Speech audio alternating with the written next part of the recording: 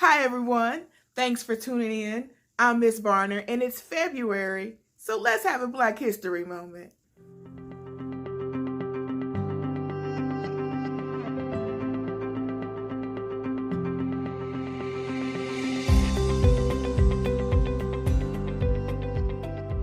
Black History Month is one of my most favorite months to celebrate, and I'll be coming to you making new videos every day with a highlight for an African American hero. Let's start off this month talking about the person responsible for Black History Month, Dr. Carter G. Woodson. Historian Carter G. Woodson was born to poor, yet land-owning former slaves in New Canton, Virginia, on December 19th, 1875. During the 1890s, he hired himself out as a farmer and manual laborer, drove a garbage truck, worked in coal mines, and attended high school and college in Brea College, Kentucky, from which he earned a degree in 1903. In the early 1900s, he taught Black youth in West Virginia. From late 1903 to early 1907, Woodson worked in the Philippines under the U.S. War Department. Woodson then traveled to Africa, Asia, and Europe and briefly attended the Sorbonne in Paris, France. In 1908, he received a master's degree in history, Romance languages, and literature from the University of Chicago. In 1912, while teaching in Washington, D.C., he earned his doctorate in history from Harvard University.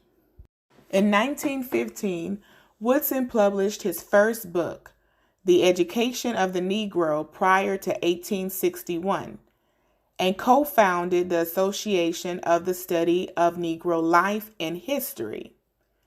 In 1916, he single-handedly launched the Journal of Negro History, now the Journal of African American History.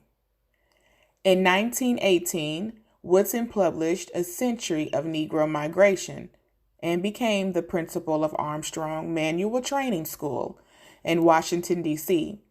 From 1919 until 1920, he was the dean of Howard University's School of Liberal Arts, and from 1920 until 1922, he served as a dean at West Virginia Collegiate Institute. In 1921, he published The History of the Negro Church and founded the Associated Publishers Incorporated.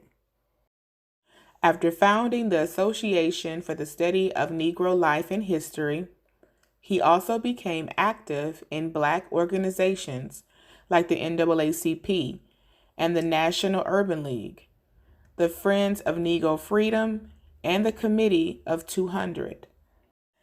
In 1922, he published the first edition of his popular The Negro and Our History and decided to commit his life's work, routinely laboring 18 hours per day, to the Association for the Study of Negro Life and History and the early Black History movement. On July 18, 1922, he purchased a 3-story home in Washington, D.C. that became his personal residence, as well as the office for the Associated Publishers Incorporated and the national headquarters for the ASNLH.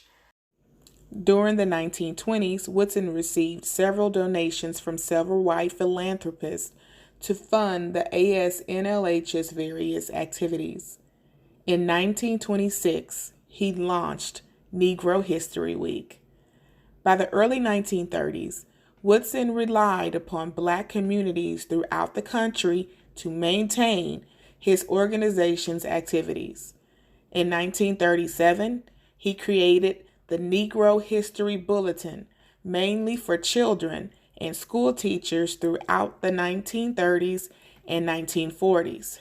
During the 1930s and 1940s, Woodson wrote several hundred essays in leading Black newspapers, such as the New York Age, the Pittsburgh Courier from Pennsylvania, the Afro-American from Baltimore, Maryland, and the Chicago Defender.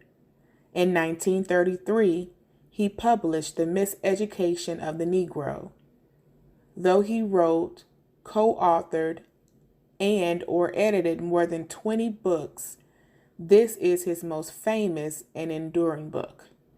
Woodson was a member of Sigma Pi Phi fraternity. He died suddenly from a heart attack in his home on April 3, 1950. Woodson was 74 at the time of his death. He never married and had no children. Deservingly dubbed the father of Black history.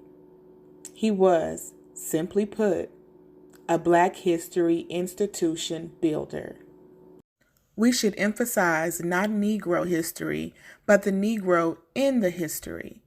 What we need is not a history of selected races or nations, but the history of the world, void of national bias, race, hate, and religious prejudice. Please comment down below one thing you learned about Carter G. Woodson or one thing you admired after watching this video.